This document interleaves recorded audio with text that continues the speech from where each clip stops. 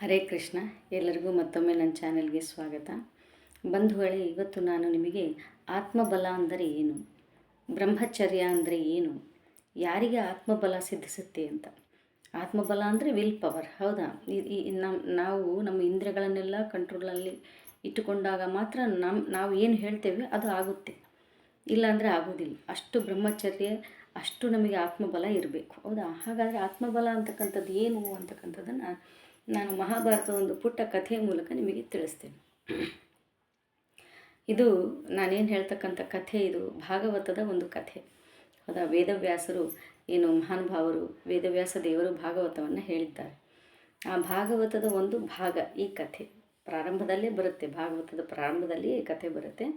ನಿಮಗೆ ಆತ್ಮಬಲ ಅಂದರೆ ಏನು ಅಂತಕ್ಕಂಥದ್ದನ್ನು ನಾನು ತಿಳಿಸೋದಕ್ಕೆ ಪ್ರಯತ್ನ ಪಡ್ತೇನೆ. ಮಹಾಭಾರತದ ಯುದ್ಧ ಮುಗಿದಿದೆ, ಹೌದಾ? ಕುರುಕ್ಷೇತ್ರದ ಯುದ್ಧ ಮುಗಿದಿದೆ. ಏನು ದುರ್ಯೋಧನಾದಿಗಳು ಎಲ್ಲರೂ ಸಹ ಹತರಾಗಿದ್ದಾರೆ ಅಲ್ಲಿ.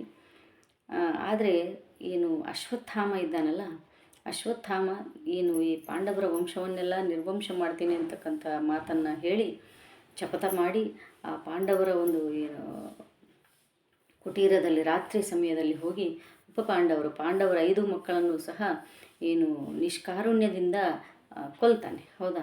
ಅವರ ತಲೆಯನ್ನೇ ಕತ್ತರಿಸಿಬಿಡ್ತಾನೆ. ಅವರ ತಲೆಯನ್ನು ಕತ್ತರಿಸಿ ಅವನು ದುರ್ಯೋಧನ ಹತ್ರ ಒಯ್ಯೋದು, ಹೌದಾ? ಒಯ್ದಾಗ ಅಲ್ಲಿ ಆ ಒಂದು ಸಂದರ್ಭ ಬರುತ್ತೆ. ಇದನ್ನು ಕೇಳಿದಂತಹ ಅರ್ಜುನ ಮತ್ತು ದ್ರೌಪದಿ, ಭೀಮ ಎಲ್ಲರಿಗೂ ಸಹ ದುಃಖ ಆಗುತ್ತೆ, ಹೌದಾ? ದ್ರೌಪದಿ ತನ್ನ ಮಕ್ಕಳನ್ನು ಕಳೆದುಕೊಂಡು ಬಿಟ್ಟಿದ್ದಾಳೆ, 5 ಮಕ್ಕಳನ್ನು ಕಳೆದುಕೊಂಡು ಬಿಟ್ಟಿದ್ದಾಳೆ. ಈ ರೀತಿಯಾಗಿ ಅಶ್ವತ್ಥಾಮ ಬಂದು ತನ್ನ ಮಕ್ಕಳ ತಲೆಯ ಕತ್ತರಿಸ್ಕೊಂಡು ಹೋಗ್ಬಿಟ್ಟಿದ್ದಾನೆ ಅಂತಕ್ಕಂಥದ್ದು ಭಾಳ ದುಃಖವಾಗಿ ಅರ್ಜುನ ಮತ್ತು ಕೃಷ್ಣ ಇಬ್ಬರೂ ಸಹ ಅಶ್ವತ್ಥಾಮನನ್ನು ಬೆನ್ನಟ್ಟಿ ಹೋಗ್ತಾರೆ. ಎಲ್ಲಿದ್ದಾನೆ ಅಂತೇಳಿ ಅದು ಅಶ್ವತ್ಥಾಮನನ್ನು ಹುಡಿಕೊಂಡು ಹೋಗ್ತಾರೆ.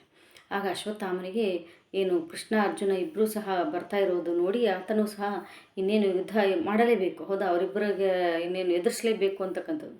ಆಗ ಅರ್ಜುನ ಬ್ರಹ್ಮಾಸ್ತ್ರವನ್ನು ಬಿಡ್ತಾನೆ ಅಶ್ವತ್ಥಾಮನ ಮೇಲೆ.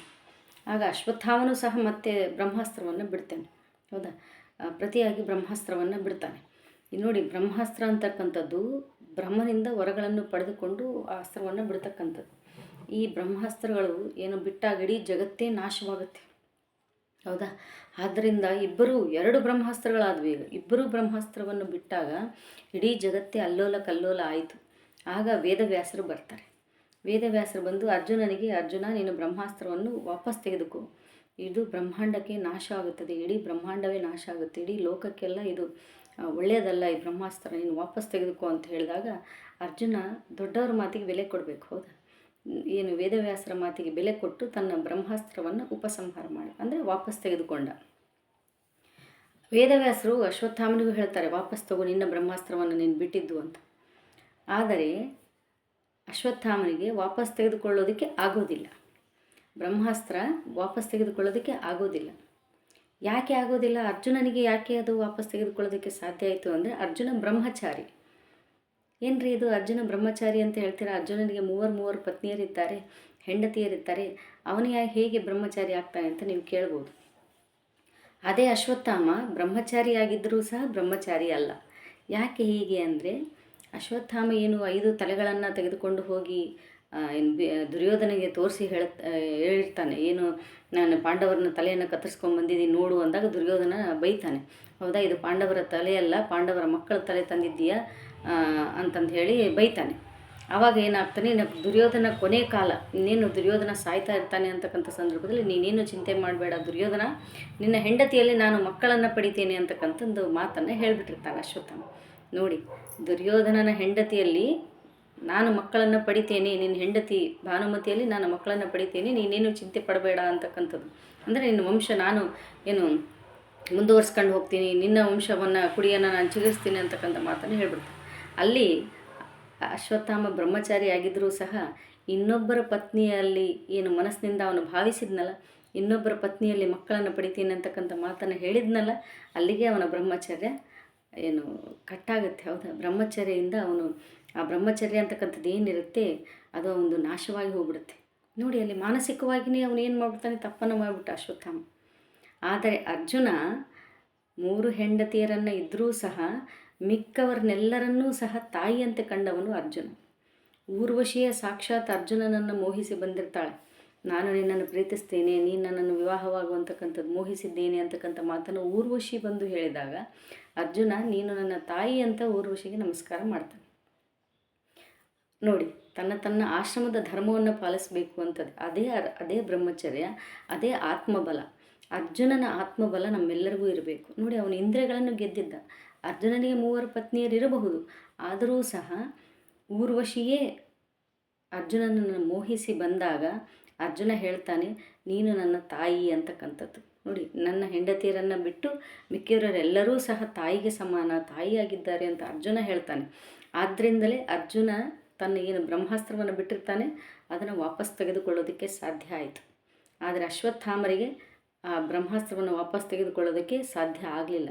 ಯಾಕೆ ಅಂದರೆ ಅವರು ಬ್ರಹ್ಮಚಾರಿಗಳಾಗಿದ್ದರೂ ಸಹ ದುರ್ಯೋಧನನಿಗೆ ಮಾತಿನಿಂದನೇ ಕೆಟ್ಟು ಬಿಡ್ತಾರೆ. ಬರೀ ಮಾತಿನಿಂದನೇ ತಪ್ಪು ಮಾಡಿಬಿಡ್ತಾರೆ. ಅವರು ಏನಂತ ಮಾಡ್ತಾರೆ ತಪ್ಪು ಅಂತಂದರೆ ಹೇಳಿದೆ ನಾನಾಗಲಿ, ಹೌದಾ, ನಿನ್ನ ಹೆಂಡತಿಯಲ್ಲಿ ದುರ್ಯೋಧನ ನಿನ್ನ ಹೆಂಡತಿಯಲ್ಲಿ ನಾನು ಮಕ್ಕಳನ್ನ ಪಡಿತೇನೆ.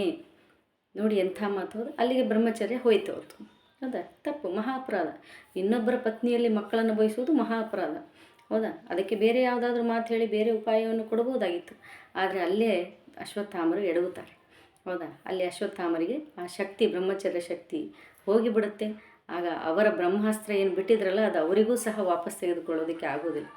ಆಗ ವೇದವ್ಯಾಸರು ಹೇಳ್ತಾರೆ, ಅರ್ಜುನ ನೀನೇ ವಾಪಸ್ ತಗೋ. ಆ ಬ್ರಹ್ಮಾಸ್ತ್ರ ಏನು ಅಶ್ವತ್ಥಾಮರ ಬ್ರಹ್ಮಾಸ್ತ್ರ ಬಿಟ್ಟಿರ್ತಾರಲ್ಲ ಆ ಬ್ರಹ್ಮಾಸ್ತ್ರವನ್ನು ಸಹ ಅರ್ಜುನನೇ ವಾಪಸ್ ತೆಗಿತಾನೆ. ಆ ಶಕ್ತಿ ಅರ್ಜುನನಿಗೆ ಮಾತ್ರ ಇತ್ತು. ನೋಡಿ ಎಷ್ಟು ಅದ್ಭುತವಾಗಿರುತ್ತೆ. ಅರ್ಜುನನಿಗೆ ಅಹಂಕಾರ ಇತ್ತು ಅಷ್ಟೇ, ಮಿಕ್ಕಿದ್ದೆಲ್ಲವೂ ಸಹ ಅವನು ಎಷ್ಟು ಆತ್ಮಬಲ ಇತ್ತು, ಎಷ್ಟು ಬ್ರಹ್ಮಚರ್ಯವನ್ನು ಪಾಲಿಸ್ತಾ ಇದ್ದ ಅರ್ಜುನ ಅಂತಕ್ಕಂಥದ್ದು. ಅದಕ್ಕೆ ಕೃಷ್ಣನಿಗೆ ಅರ್ಜುನ ಅಂದರೆ ಪ್ರಾಣವಾಗಿತ್ತು. ಹೌದಾ, ಅರ್ಜುನನಿಗೆ ಎಷ್ಟು, ಅದಕ್ಕೆ ಹೇಳಿದ್ದು ಧರ್ಮ ಎಲ್ಲಿರುತ್ತೋ ಅಲ್ಲಿ ಕೃಷ್ಣನಿರ್ತಾನೆ, ಧರ್ಮ ಎಲ್ಲಿರುತ್ತೋ ಅಲ್ಲಿ ದೇವರಿರ್ತಾನೆ. ಹೌದಾ, ಈ ರೀತಿಯಾಗಿ ನಾವು ಆತ್ಮಬಲ ನಾವು ಸಹ ಸಂಪಾದನೆ ಮಾಡಬೇಕು. ಕೇವಲ ವಿಷಯ ಭೋಗಗಳಿಗೆ ಅಥವಾ ಇಂದ್ರಿಯಗಳ ಸುಖಕ್ಕಾಗಿ ನಾವು ನಮ್ಮತನವನ್ನೇ ವಿಲ್ ಪವರ್ ಅಂತೀವಿ, ಅದು ನಮಗೆ ಇರೋದೇ ಇಲ್ಲ. ನಾವು ಹೇಳಿದ ಹಾಗೆ ನಮ್ಮ ಇಂದ್ರಿಯಗಳು ಕೇಳಬೇಕೇ ಹೊರತು ನಮ್ಮ ಇಂದ್ರಿಯಗಳು ಹೇಳಿದ ಹಾಗೆ ನಾವು ಕೇಳಬಾರ್ದು. ಅದನ್ನೇ ಆತ್ಮಬಲ ಅಂತಕ್ಕಂಥದ್ದು. ಹೌದಾ, ಅದನ್ನೇ ವಿಲ್ ಪವರ್ ಅಂತ ಕರೀತೀವಿ. ವಿಲ್ ಪವರ್ ಇರಬೇಕು. ನಾವು ಹೇಳ್ದಂಗೆ ನಮ್ಮ ಮನಸ್ಸು ಕೇಳಬೇಕು, ನಮ್ಮ ಮನಸ್ಸು ಹೇಳ್ದಂಗೆ ನಾವು ಕೇಳಬಾರ್ದು. ಹೌದಲ್ಲ ಬಂಧುಗಳೇ, ಈ ಒಂದು ಮಹಾಭಾರತದ ಪುಟ್ಟ ಕಥೆಯಿಂದ ನಾವು ಇವತ್ತು ಆತ್ಮಬಲ ಅಂದ್ರೇನು, ಬ್ರಹ್ಮಚರ್ಯ ಅಂದ್ರೇನು ಅಂತಕ್ಕಂಥ ವಿಷಯವನ್ನು ತಿಳ್ಕೊಂಡಿದ್ದೀವಿ. ಸೊ ಇದೇ ರೀತಿಯಾಗಿ ಹಲವಾರು ವಿಷಯಗಳನ್ನು ನಿಮ್ಮೊಂದಿಗೆ ಮುಂದೆ ಹಂಚಿಕೊಳ್ಳಲಿಕ್ಕಿದ್ದೇನೆ. ಇದೇ ರೀತಿಯಾಗಿ ನಾವೇನು ಈ ಕಥೆಯಿಂದ ಪಾಠವನ್ನು ಕಲ್ತಿದ್ದೇವೆ ಅದನ್ನು ನಮ್ಮ ಜೀವನದಲ್ಲಿಯೂ ಸಹ ನಾವು ಅಳವಡಿಸಿಕೊಳ್ಳೋಣ ಅಂತಕ್ಕಂಥ ಮಾತುಗಳನ್ನು ತಿಳಿಸ್ತಾ ವಿಡಿಯೋವನ್ನು ಮುಗಿಸ್ತಾ ಇದ್ದೀನಿ. ಧನ್ಯವಾದಗಳು.